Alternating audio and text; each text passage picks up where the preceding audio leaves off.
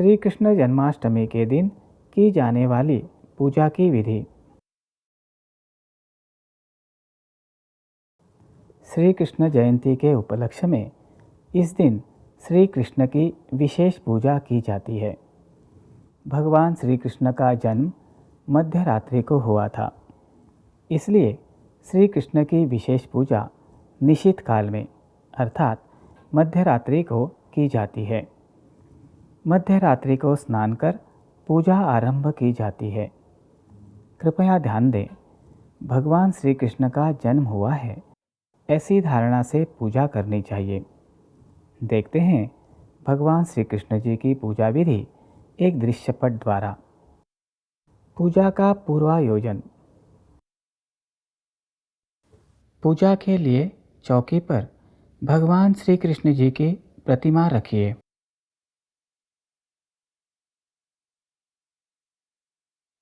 तदुपरांत श्री कृष्ण जी की प्रतिमा को चंदन तिलक लगाइए।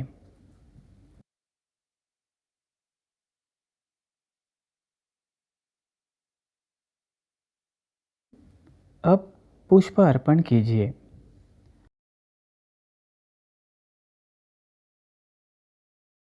संभव हो तो कृष्ण कमल के पुष्प चढ़ाइए। अब श्री कृष्ण जी को तुलसी अर्पण कीजिए। संभव हो तो तुलसी की माला चढ़ाइए।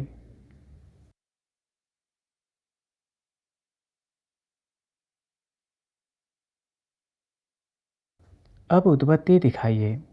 2 उद्बत्तियां लेकर घड़ी की सुइयों की दिशा में 3 बार घुमाइए।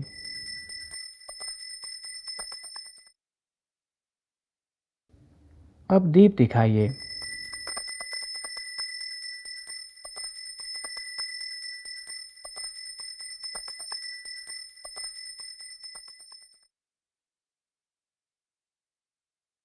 अब दही पोहा अर्थात दही चिवड़ा का नैवेद्य निवेदित कीजिए।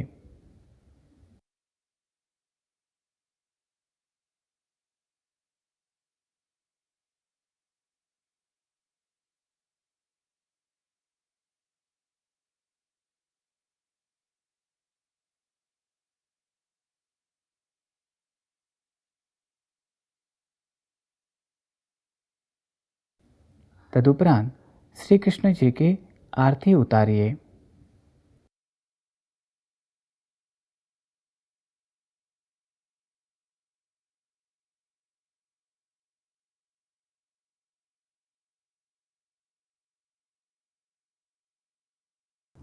पूजा विधि के उपरांत संभव हो तो भगवान श्री कृष्ण जी की अल्पतम 3 या 3 गुना संख्या में परिक्रमा कीजिए। परिक्रमा करना संभव न हो तो अपने चारों ओर 3 बार घूमकर परिक्रमा लगाइए। उसके उपरांत शरणागत भाव से नमस्कार करते हुए प्रार्थना कीजिए। अंत में सबके साथ प्रसाद ग्रहण कीजिए। यहाँ ध्यान रखने योग्य बिंदु यह है कि पूजा विधि में संप्रदाय, प्रदेश, रूढ़ी इत्यादि के अनुसार कुछ भेद हो सकते हैं। श्री कृष्ण जन्माष्टमी के दूसरे दिन के आचार संबंधी। श्रावण कृष्ण नवमी के दिन सुबह भगवान श्री कृष्ण जी का पंचोपचार पूजन कर महानैवेद्य निवेदित किया जाता है। दही काला अर्थात कलेवा के प्रसाद का सेवन कर उपवास समाप्त किया जाता है।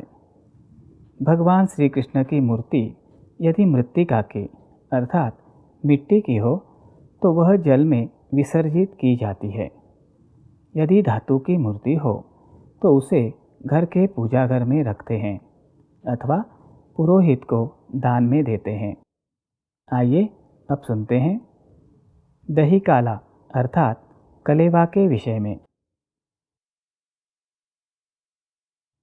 भगवान श्री कृष्ण ब्रज में गाय चराने ले जाते थे।